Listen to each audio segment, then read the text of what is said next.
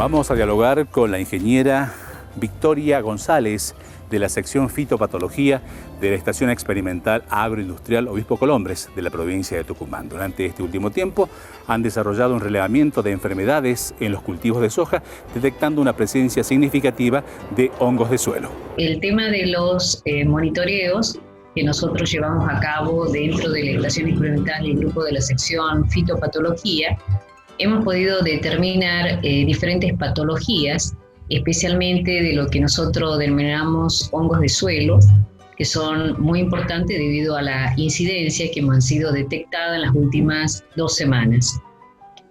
Esto es importante porque por el estadio fenológico que se encuentra el cultivo de la soja, tenemos lotes que estarían algunos en R4 y otros estarían en un R5, R5.2, o sea, son estadios reproductivos muy importantes para el cultivo. De acuerdo a los monitoreos que nosotros venimos realizando, hemos podido detectar hongos muy importantes, como será en el caso de Sclerotinia sclerothiorum, que es el que produce la podredumbre blanca en soja y en otros cultivos, pero bueno, nosotros la detectamos ahora en soja, con incidencia que van desde un 20-25% hasta valores de un 40% en diferentes lotes comerciales, variedades que estaban, como yo dije anteriormente, ya en un estadio reproductivo avanzado, donde ya se pudo detectar el signo del patógeno, que es el micelio, como también las estructuras reproductivas, que son los esclerotos. Esto es muy importante, ya que al ver este tipo de patología nos llama la atención cómo vamos con el manejo del cultivo, ¿no? Sclerotinia es una enfermedad que la teníamos quizás olvidada, sobre todo si lo veíamos en algunos sectores pedemontanos, donde teníamos alta humedad y temperaturas con amplitudes térmicas. Este año lo vimos en diferentes sectores dentro de la provincia, o sea, en la zona sur de la provincia, en la zona de Catamarca, en la zona de Los Altos, como también en la zona noreste de la provincia de Tucumán, estamos hablando de la Cruz Burruchacu. Otro patógeno que lo venimos observando y que también llama mucho la atención y que lo venimos detectando todos los años, pero este año con valores más importantes o más elevados de incidencia, es el síndrome de la muerte súbita, que es producido por un complejo de Fusarium, y vimos o podemos detectar valores que oscilaron entre un 15 al 20% de incidencia. Cuando hablamos de estos valores de incidencia, estamos cuantificando, o sea, estamos diciendo que dentro del lote hay un porcentaje importante, del 10 a un 15%, que seguramente va a tener problemas de pérdidas de rendimiento, sobre todo si el cultivo se estaría encontrando en un R5.3. Podría evolucionar la enfermedad o progresar la enfermedad y evidentemente no va a terminar de llenar los granos, van a ser granos chuzos pequeños en algunos de los casos, ya que el rendimiento estaría afectado. De allí la importancia de estos 2 patógenos que acabo de nombrar en el caso del hongo de suelo y la importancia del monitoreo que hay que realizar para poder hacer la determinación. Esto va muy de la mano de lo que es manejo, o sea, tenemos que ver cómo estamos trabajando en nuestros lotes, qué variedades estamos sembrando, tenemos que ver los grupos de madurez, tenemos que ver qué ha pasado o sea, está bien que todo esto está relacionado, cuando hablamos de enfermedades, hablamos del triángulo de la enfermedad, o sea, tenemos que ver las condiciones, desde luego, tenemos que ver el hospedante, en este caso, la susceptibilidad de los diferentes materiales, en el caso que lo hubiera, si hay algún tipo de resistencia a los materiales, también a ver si lo podemos usar o no, y las condiciones ambientales que para nuestra zona fueron altamente propicias o predisponentes para que estos cultivos tomaran estos valores de incidencia. Eso es con respecto a lo que llamamos sintomatología de hongos de suelo o síntomas de enfermedades producidas por hongos de suelo. Además de estas causales, digamos, ¿puede tener que ver el manejo que lleva adelante el productor, el esquema de producción que lleva adelante? Sí, estos hongos van muy de la mano del manejo de producción. Los manejos que hay que tener son manejos de tipo cultural y en este caso estamos hablando de una de las herramientas que son las rotaciones.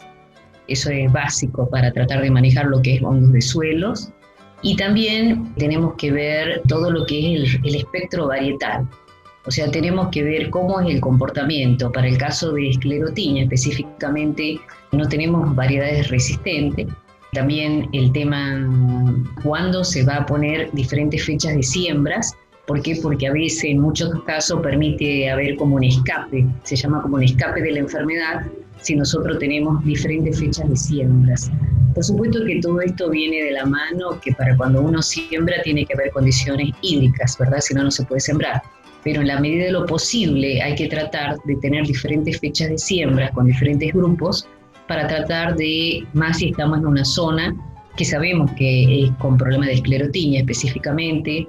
Si ese lote el año pasado tuvo problemas, seguramente este año no tendría que haber ido soja. O sea, eso sería uno de los manejos. O si ese lote ya tiene ahora problemas de esclerotinia, ya para el año que viene ya nos tendría que estar enseñando que no deberíamos hacer soja en ese lote, sino que tendremos que ir a una gramínea y ver cómo se van dando las condiciones, ¿verdad? Y también con fechas de siembra, hablar un poco de los materiales, o sea, los portes de los materiales que vamos a utilizar. Eso también es un tipo de manejo que se hace para el caso de esclerotinia.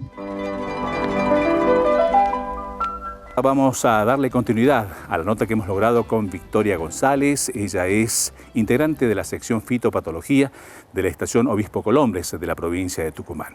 Nos está hablando hoy del control de enfermedades de suelo en los cultivos de soja, el control químico, cuándo y cómo debe hacerse.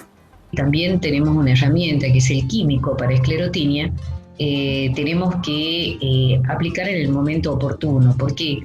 Porque muchas veces los productores realizan las aplicaciones cuando ya se encuentra presente el micelio o los esclerotos, que ya es tarde. ¿Por qué? Porque el patógeno ya ha producido todo un proceso de infección en la planta y que es lo que uno ve en el campo.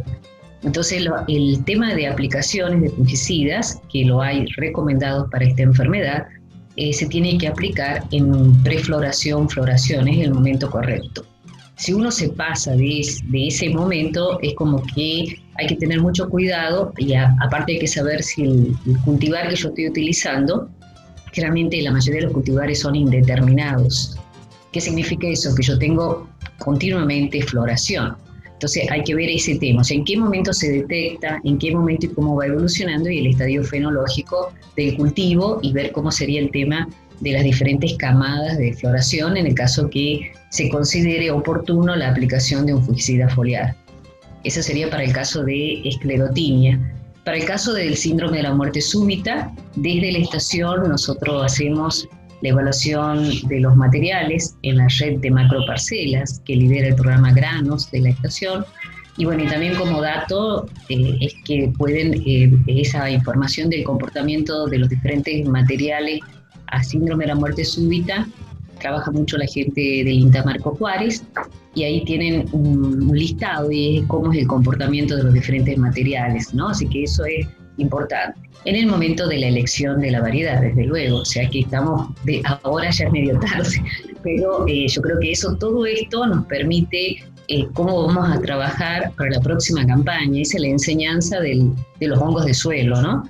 El hongo de suelo no podemos hacer nada en este momento, pero bueno, nos va a permitir ver qué hemos hecho o podemos mejorar para la próxima campaña. Eso sería como las enseñanzas de los hongos de suelo. No es fácil trabajar con hongos de suelo, porque no es que yo veo y directamente mando a aplicar un fungicida, que es totalmente diferente al caso de las enfermedades foliares, ¿no? Que es totalmente diferente el proceso y todo lo demás, el tipo de patógenos que estamos hablando, ¿no? Cuando hablamos de diagnóstico de enfermedades, es importante determinar y hacer un diagnóstico certero. ¿Por qué digo esto? Porque hay síntomas que son muy similares, entonces uno mira en el campo y dice, se trata de, en el caso de síndrome de la muerte súbita, donde uno observa primero una clorosis internerval, a medida que lo que se está presente va evolucionando, se ve una necrosis internerval. Nosotros hemos tenido una consulta. ¿Por qué digo esto? Porque es importante, porque aparte de puede ser que no sea muerte súbita, que sea otro patógeno. Es muy importante cómo se toma la muestra, o sea, no plantas muertas. Las plantas muertas no nos permiten determinar la causa fundamental, ya que plantas muertas nos puede dar un diagnóstico erróneo. ¿Por qué? Porque son generalmente hongos saprofíticos, o sea, hongos que ya están en ese proceso que se están desarrollando en materia muerta, ¿verdad? Entonces lo ideal es sacar las plantas con raíces, con una palita, con todo, para que no se desarmen las raíces, o sea, no se destruyan, para que eso es lo que nos permite a nosotros realizar el diagnóstico. Muchas veces el productor o el asesor ve algo que le llama la atención en el follaje, que es lo que empieza a llamar la atención, desde luego. Entonces está bueno porque llama la atención que yo vea algo, una clorosis, una necrosis, pero yo me tengo que ir directamente a la planta entera, sacar la muestra y llevarla al laboratorio más cercano. ¿Por qué? Porque hemos tenido casos, por ejemplo, de nemátodos, donde los nemátodos dan una sintomatología muy similar a lo que es síndrome de la muerte súbita.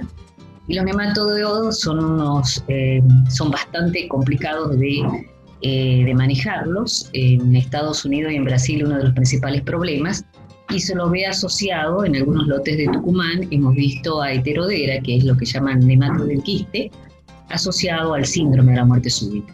Entonces, ¿de qué esto? O sea, que tenemos que tratar de hacer un buen diagnóstico y no siempre lo que vemos, o sea, por solo verlo o por síntomas, decir que se trata de una enfermedad.